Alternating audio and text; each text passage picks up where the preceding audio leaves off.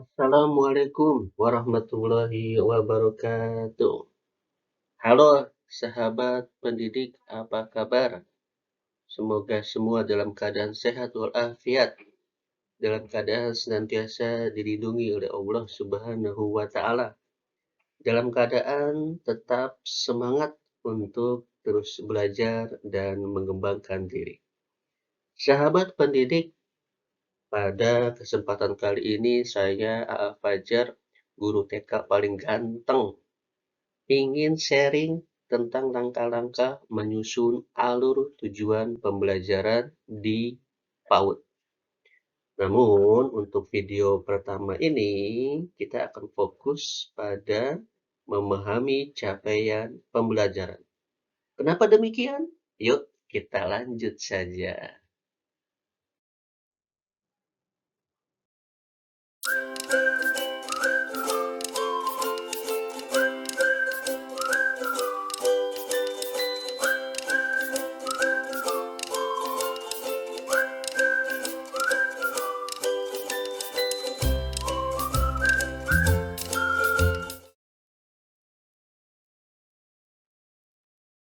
Baik, sahabat pendidik, sebelum kita mempelajari langkah-langkah membuat alur tujuan pembelajaran, kita harus terlebih dahulu memahami capaian pembelajaran, sebagaimana gambar tahapan yang sudah dibuat oleh Badan Standar Kurikulum dan Asesmen Pendidikan Kemendikbudristek ini. Kita lihat di tahapan pertama ini, kita harus memahami capaian pembelajaran terlebih dahulu. Setelah memahami capaian, baru kita bisa merumuskan tujuan pembelajaran dan membuat alur tujuan pembelajarannya. Karenanya, pada video pertama ini kita akan fokus membahas tentang capaian pembelajaran pada fase PAUD. Apa itu capaian pembelajaran? Capaian pembelajaran merupakan kompetensi pembelajaran yang harus dicapai peserta didik pada setiap fase. Jadi di kurikulum Merdeka ini, pemerintah menetapkan beberapa fase. Untuk pendidikan anak usia dini disebutnya fase fondasi. Untuk saat ini dimulai fase fondasi dari kelompok B. Adapun fase di atasnya disebut fase A, yaitu kelas 1 dan kelas 2. Fase A dan fase fondasi ini sebetulnya saling berkesinambungan, saling terhubung karena fase fondasi dengan fase A ini kalau secara psikologi anak usia dini itu kan umurnya 0 sampai 8 tahun. 8 tahun itu adalah kelas 2 SD. Jadi makanya kalau kita ingin bisa memahami capaian pembelajaran fondasi, kita juga harus bisa atau mengenal capaian pembelajaran di fase A. Kemudian yang kedua, apa itu CP? CP digunakan untuk intrakurikuler. Adapun untuk proyek penguatan profil pelajar Pancasila menggunakan dimensi. Jadi nanti kalau kita ingin membuat proyek pembelajaran untuk penguatan profil pelajar Pancasila, kita rujukannya bukan CP, tapi kita akan menggunakan dimensi. Insya Allah nanti untuk proyek profil pelajar Pancasila ada waktunya kita akan coba bahas. Kemudian yang ketiga mengenai CP sebagai acuan untuk pembelajaran intrakurikuler, CP dirancang dan ditetapkan dengan berpijak pada Standar Nasional Pendidikan, terutama STPPA, dan standar isi. Oleh karenanya, guru yang merancang pembelajaran dan asesmen PAUD tidak perlu lagi merujuk pada dokumen STPPA dan standar isi. cukup mengacu pada CP. Dengan kata lain, STPPA sudah tidak kita pergunakan kembali. Baik, ini sahabat pendidik ya. Kalau di Permendikbud 137 tahun 2014 tentang Standar Nasional PAUD, di sini kan disebutkan ya mengenai STPPA. STPPA merupakan acuan untuk mengembangkan standar isi, proses, penilaian pendidik, dan tenaga kependidikan, sarana dan prasarana pengelolaan serta pembiayaan dalam pengelolaan dan penyelenggaraan pendidikan anak usia dini. Di berikutnya disebutkan estet PPA merupakan acuan yang dipergunakan dalam pengembangan kurikulum PAUD. Kemudian di pasal 6 disebutkan tingkat pencapaian perkembangan anak pada akhir layanan PAUD, ya, pada akhir layanan PAUD disebut sebagai kompetensi inti. Kompetensi dasar merupakan pencapaian perkembangan anak yang mengacu pada kompetensi inti. Jadi kalau di K13 itu yang digunakan KI, kompetensi inti, dan KD. Dan STPPA sebagai acuannya. Nah, ketiganya ini sekarang sudah tidak kita gunakan lagi. Kita sekarang menggunakannya CP, capaian pembelajaran.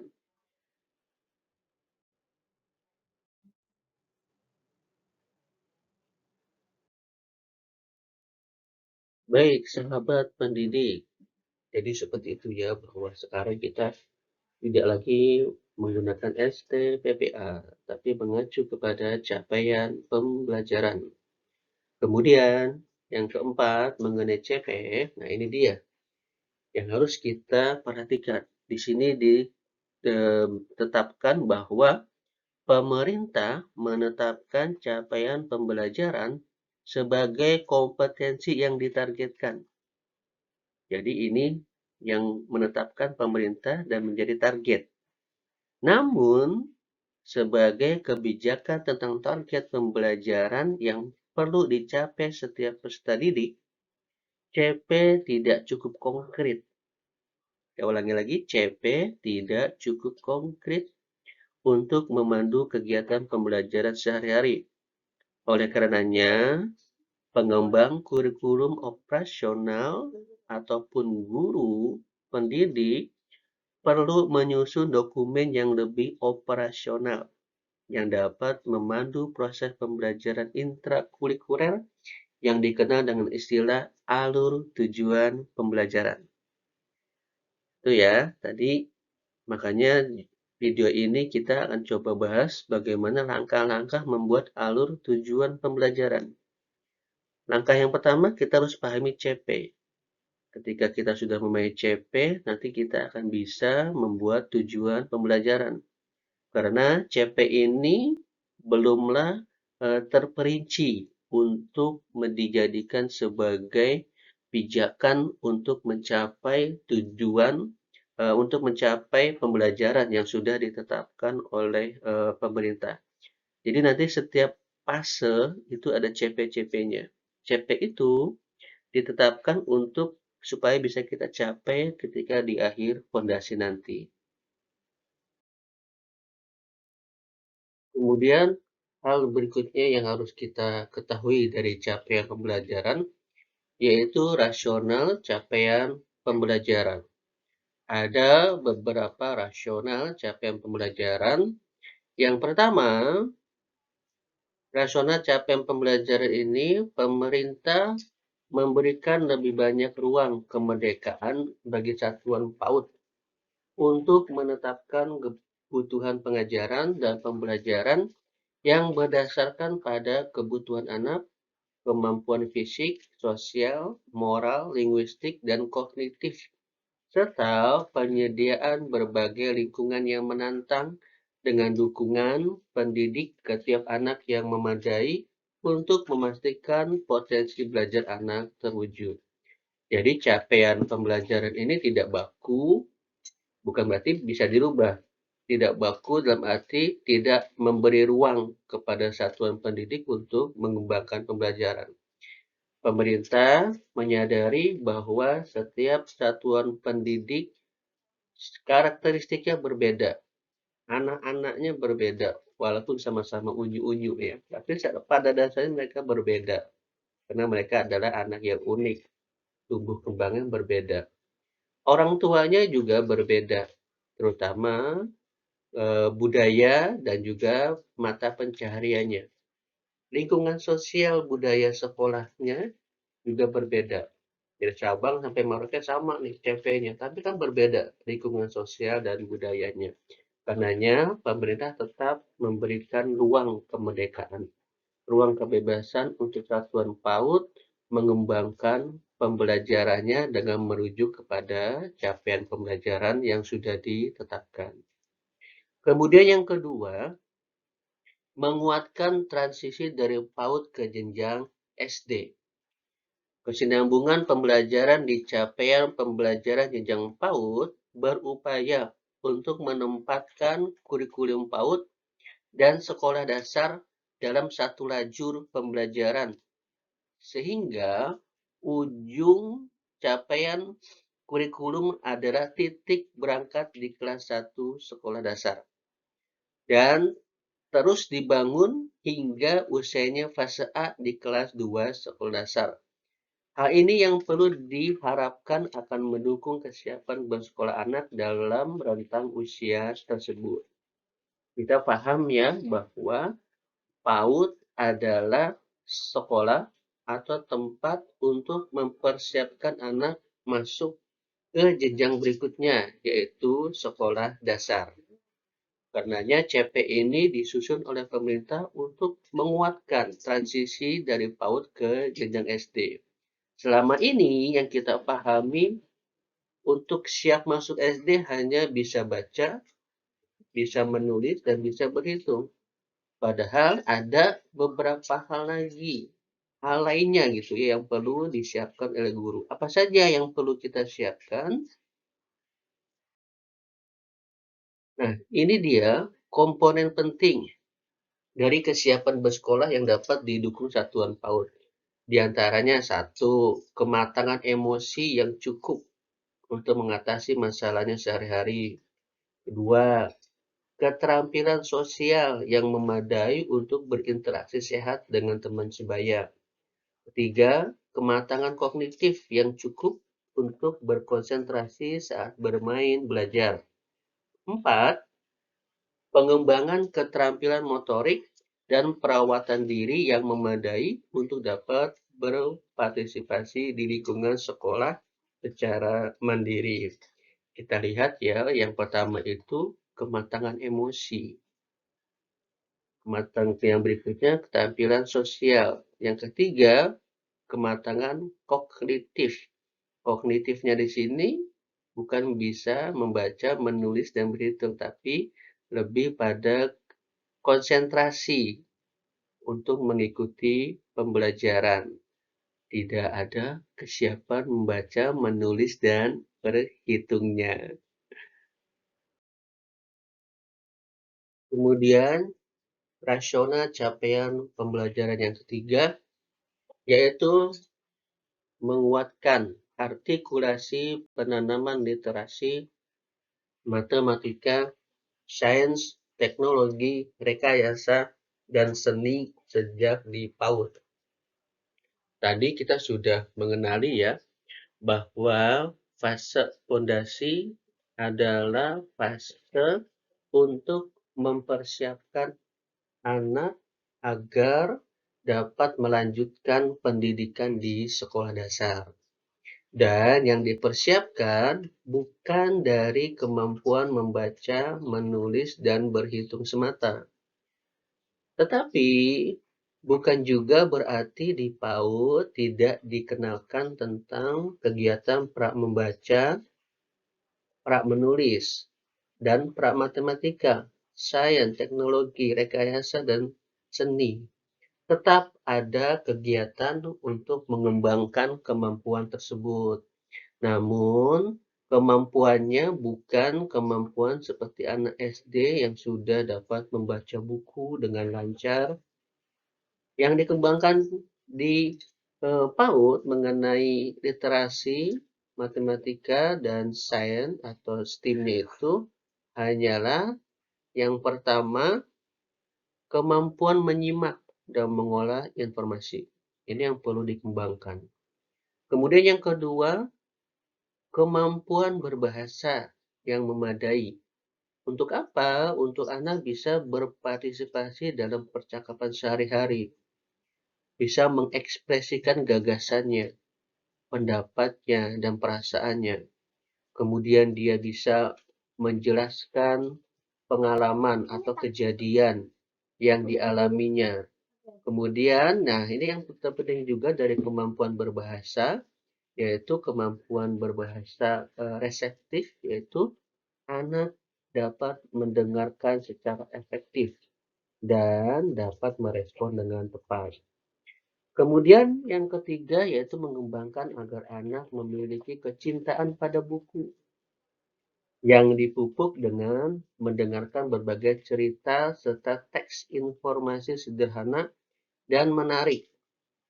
Karenanya nih di PAUD harus tersedia buku-buku yang menarik untuk anak ya, agar anak agar dapat mendorong anak untuk bisa tertarik untuk membaca buku sehingga nanti dia akan terstimulus dan dapat mengekspresikan atau memberikan tanggapan terhadap buku yang habis dibacanya itu. Kemudian yang keempat, pengalaman langsung yang memadai dalam menghitung.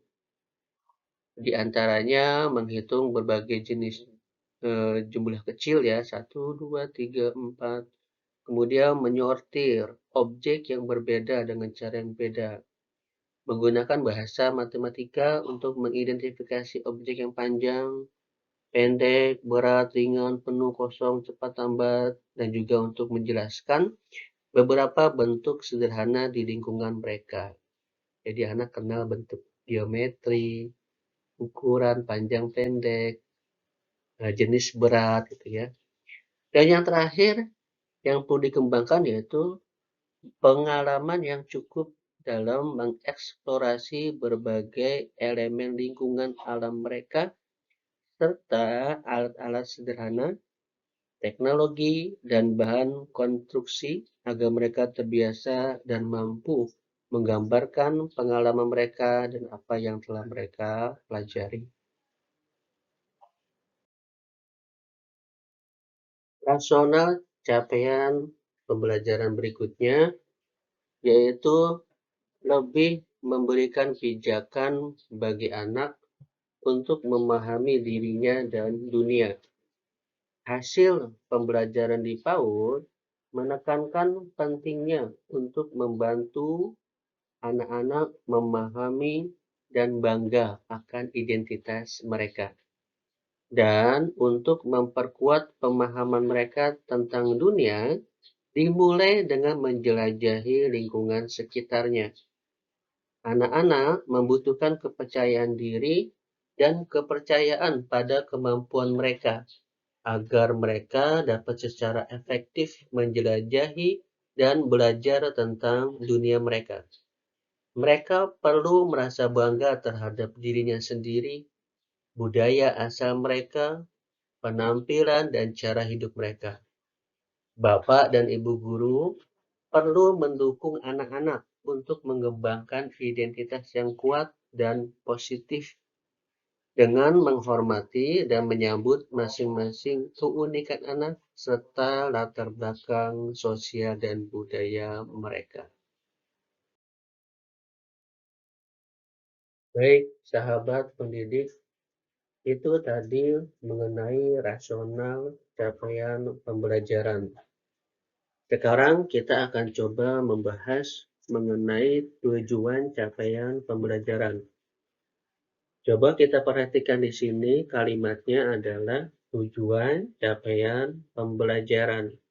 Ini berbeda ya dengan tujuan pembelajaran. Tujuan pembelajaran akan kita susun setelah kita dapat memahami capaian pembelajaran. Dan tujuan pembelajaran yang menyusun adalah pendidik, bukan pemerintah. Adapun yang di sini tujuan capaian pembelajaran, yaitu tujuan dari capaian pembelajaran yang disusun oleh pemerintah. Capaian pembelajaran ini yang menyusun pemerintah, dan pemerintah memberikan tujuannya. Apa sih tujuan dari capaian pembelajaran ini? Perlu kita pahami bahwa pembelajaran di PAUD adalah pembelajaran yang mengintegrasikan semua aspek perkembangan anak dengan penekanan pada kesejahteraannya, pada kebutuhannya, minatnya, bakatnya, dan lingkungannya. Tujuan capaian pembelajaran di PAUD yaitu untuk memberikan arah yang sesuai dengan usia perkembangan anak pada semua aspek perkembangannya. Aspek perkembangan nilai agama, moral, fisik, motorik, emosi, sosial, bahasa, dan kognitif. Kesemuanya ini nanti dilebur menjadi 3 elemen.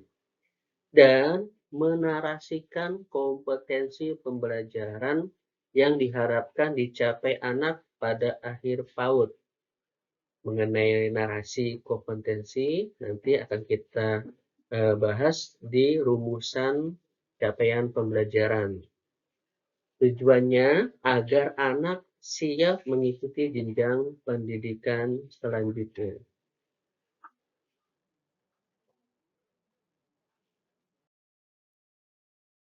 Kemudian, yang perlu kita pahami dari capaian pembelajaran fase PAUD ini yaitu mengenai karakteristik pembelajaran di PAUD itu sendiri.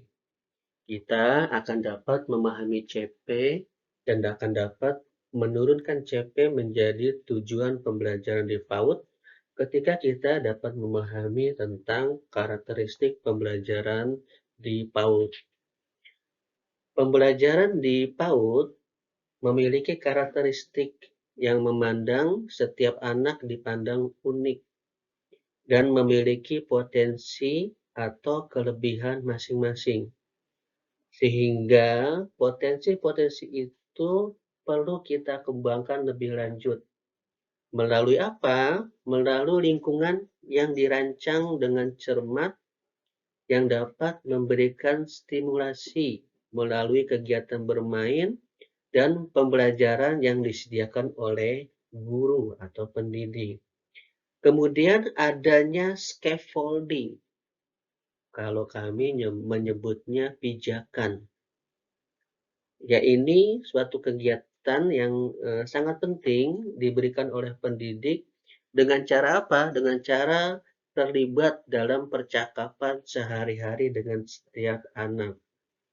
Yang seiring waktu akan memberikan tantangan, dukungan, dan bimbingan bagi anak untuk mengembangkan keterampilan motorik, keterampilan sosial, dan nilai-nilai moral, keterampilan bahasa lisan, dan kemampuan anak untuk secara produktif memikirkan dan mengeksplorasi lingkungan.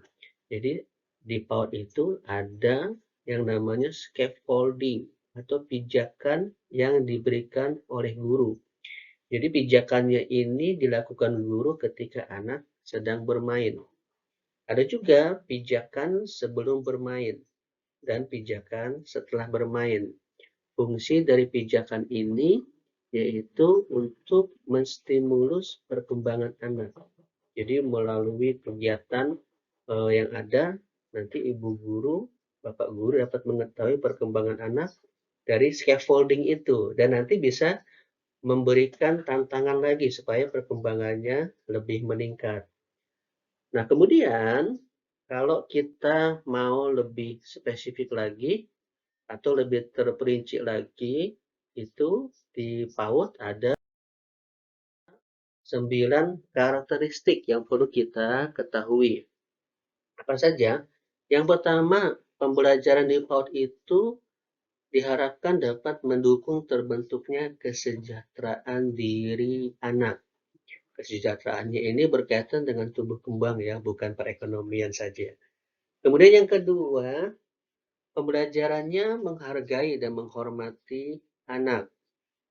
Kemudian yang ketiga, mendorong rasa ingin tahu anak. Keempat, pembelajarannya, nah ini yang harus kita pahami sekali. Pembelajarannya menyesuaikan dengan usia, tahap perkembangan, minat dan kebutuhan anak. Yang kelima, pembelajarannya memberikan stimulasi secara holistik integratif, tidak parsial ya. Yang keenam, pembelajarannya memberikan tantangan, bimbingan, dan dukungan pada pembelajaran tiap anak melalui percakapan dan interaksi bermakna dengan tiap anak. Ibu guru memberikan scaffolding ya, atau pijakan. Yang ketujuh, melibatkan keluarga sebagai mitra. Ki Hajar Dewantara mengatakan lingkungan yang mempengaruhi anak itu ada 3 ya. Keluarga, lingkungan sekolah, dan lingkungan sekitarnya. Karenanya di pendidikan PAUD sangat penting melibatkan keluarga sebagai mitra pembelajaran karena ibu dan bapaknya atau keluarganya lah yang lebih tahu tentang perkembangan anak dan juga lebih memiliki peran di dalam memberikan pendidikan dan pembelajaran yang dapat menstimulus perkembangan anaknya. Kalau bisa juga melibatkan mitra lingkungan sekitar ya. Kalau di PAUD biasanya melibatkan posyandu gitu ya. Baik, yang kedelapan, pembelajarannya memanfaatkan lingkungan dan teknologi sebagai sumber belajar. Terakhir, menggunakan penilaian otentik, yaitu penilaian yang diperoleh bersamaan dengan berlangsungnya proses pembelajaran.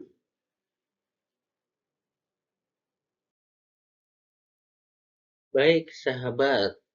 Sekarang kita masuk mengenai lingkup capaian pembelajaran.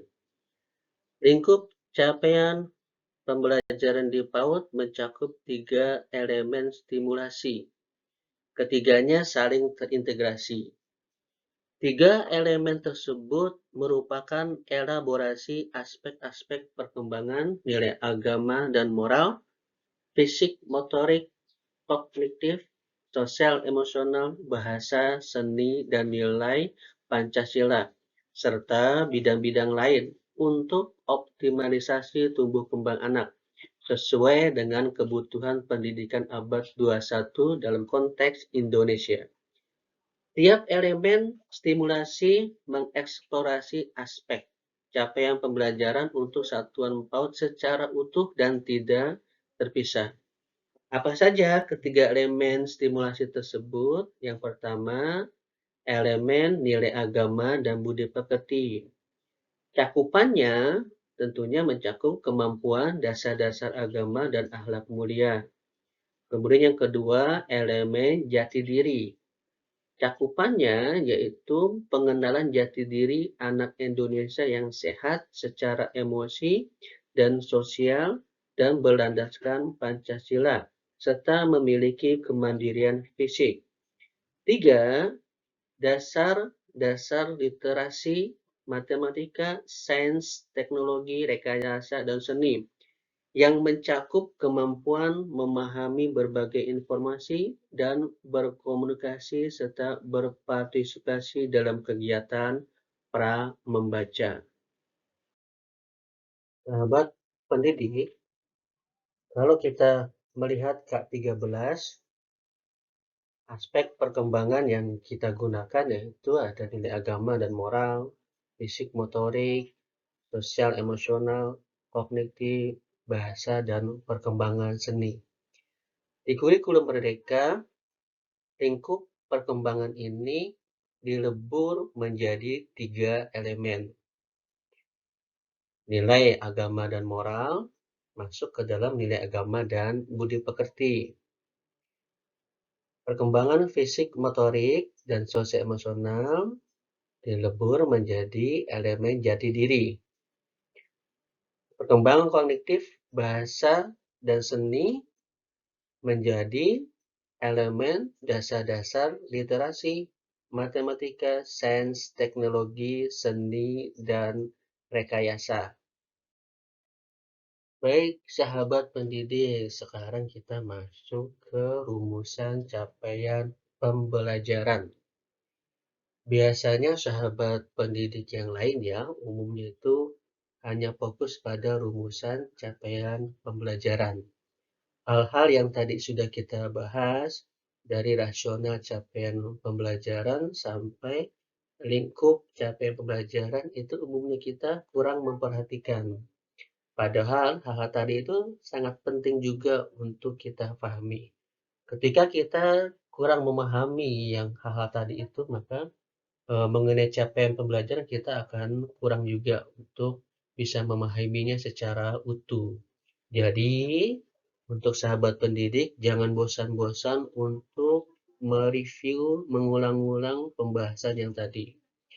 Kalau sahabat membutuhkan referensi buku atau e-book mengenai capaian pembelajaran di PAUD, nanti sahabat pendidik bisa mendownload di blog pribadi saya, aafajarpaud.com. Nanti linknya bisa diklik di deskripsi dari video ini. Sahabat pendidik, kita masuk ke rumusan capaian pembelajaran. Rumusan capaian pembelajaran ini adalah akhir dari anak-anak di PAUD ya. Jadi pas akhir PAUD itu anak-anak diharapkan memiliki karakter atau memiliki ciri-ciri yang dituangkan di rumus ini. Apa saja itu? Ya, ini kan kalimatnya. Pada akhir fase fondasi, anak menunjukkan kegemaran mempraktikkan dasar-dasar nilai agama dan budaya pekerti. Yang pertama. Kemudian yang ciri kedua, kebanggaan terhadap dirinya. Dan pada akhir fase nanti, anak-anak diharapkan memiliki dasar-dasar kemampuan literasi, matematika, sains, teknologi, rekayasa, dan seni untuk membangun sikap positif terhadap belajar dan kesiapan untuk mengikuti pendidikan dasar. Di sini kalau kita lihat kalimatnya menunjukkan kegemaran, bukan kemampuan ya. Kegemaran artinya anak-anak sudah dapat melakukannya atau dia melakukannya itu dengan senang, dengan bahagia, dengan sendirinya gitu tanpa adanya paksaan ya. Anak-anak sudah gemar melakukan kebaikan gitu ya. Anak-anak gemar melakukan ibadah. Kalau yang muslim melakukan sholat ke masjid gitu ya, membaca Al-Quran dan mengucapkan kalimat-kalimat thayyibah. Nah, itu tadi kan mengenai rumusan ya, 3 ciri dari akhir pembelajaran anak-anak PAUD di fase pondasi. Nah, di sini ada deskripsi dari 3 elemen capaian pembelajaran. Ini kita bisa lihat di sini ada elemen nilai agama dan budi pekerti. Di sebelah kanannya ada deskripsinya. Kemudian jati diri sama nih ada deskripsi. Lalu ini dasar-dasar literasi matematika, sains, teknologi, rekayasa, dan seni. Sebelah kanannya deskripsinya. Apa sih deskripsi itu? Jadi, kalau kita lihat dari rumusan capaian pembelajaran, kalau kita bagi pada akhir fase fondasi, anak menunjukkan pertama ya, kegemaran mempraktekkan dasar-dasar nilai agama dan budaya pekerti. Nah, ini dideskripsikan bagaimana sih anak yang gemar itu. Nah, deskripsi ini ada di CP, nilai-nilai agama dan budi pekerti. Nah, ini jadi anak percaya kepada Tuhan Yang Maha Esa, mulai mengenal dan mempraktekkan ajaran pokok sesuai dengan agama dan kepercayaannya. Anak berpartisipasi aktif dalam menjaga kebersihan, kesehatan, dan keselamatan diri sebagai bentuk rasa sayang terhadap dirinya dan rasa syukur pada Tuhan Yang Maha Esa. Anak menghargai sesama manusia dengan berbagai perbedaannya dan mempraktikkan perilaku baik dan berakhlak mulia. Anak menghargai alam dengan cara merawatnya dan menunjukkan rasa sayang terhadap makhluk hidup yang merupakan ciptaan Tuhan yang Maha Esa. Nah, ini deskripsi dari ciri anak yang memiliki kegemaran mempraktekkan dasar-dasar nilai agama dan budi pekerti. Kemudian, pada akhir fase fondasi, anak itu diharapkan memiliki kebanggaan terhadap dirinya. Kebanggaan terhadap dirinya ini masuk ke elemen jati diri. Apa saja itu? Jadi, deskripsi tentang kebanggaan terhadap dirinya. Anak mengenali, mengekspresikan, dan mengelola emosi diri serta membangun hubungan sosial secara sehat.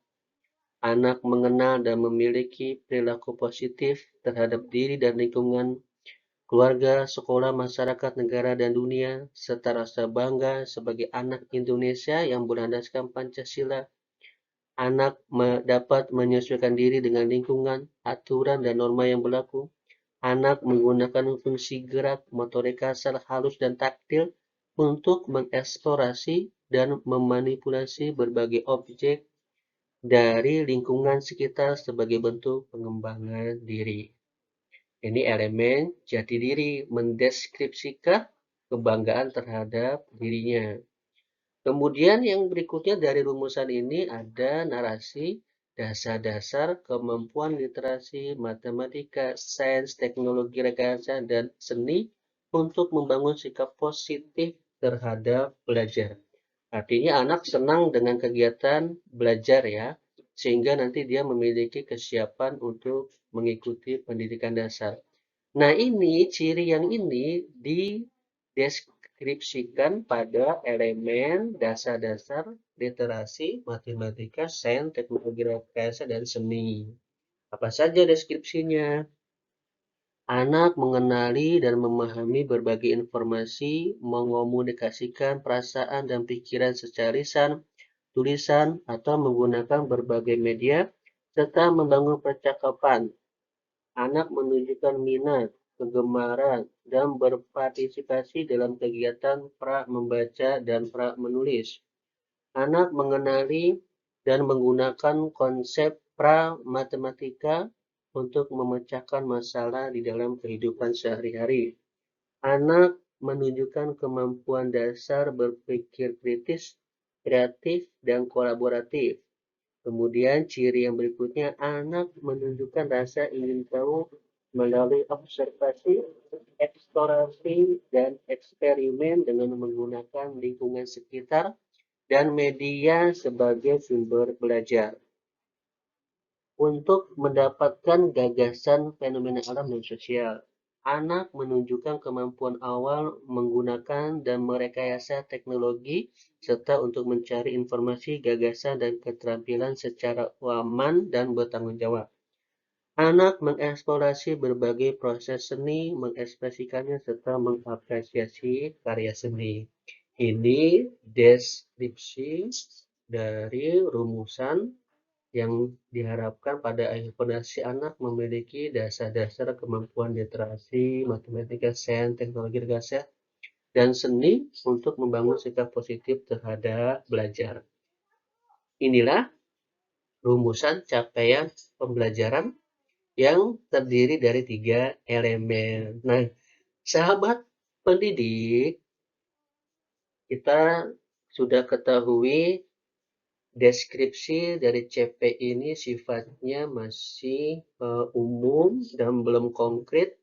Konkret itu belum juga sesuai ya dengan karakteristik sekolah kita. Belum sesuai dengan karakteristik lingkungan sekolah kita, dengan kondisi orang tua peserta didik kita, dengan juga karakteristik budaya gitu ya di sekitar kita. Contoh sederhananya begini. Anak pada nilai agama dan budi pekerti, deskripsinya salah satunya anak percaya kepada Tuhan Yang Maha Esa. mulai mengenal dan mempraktekkan ajaran pokok sesuai dengan agama dan kepercayaannya. Ini kan deskripsinya masih umum ya. Tuhan Yang Maha Esa ini masih umum. Setiap sekolah, karakteristik dari sosial religinya itu berbeda. Ada yang sekolah eh, Muslim, mayoritas peserta didiknya Muslim. Ada juga yang peserta didik 50-50 gitu ya. Ada yang separuh beragama Islam, ada yang separuh non-Islam.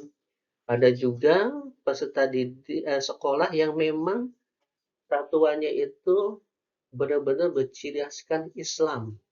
Contohnya apa? RI atau Rodotul Atfal.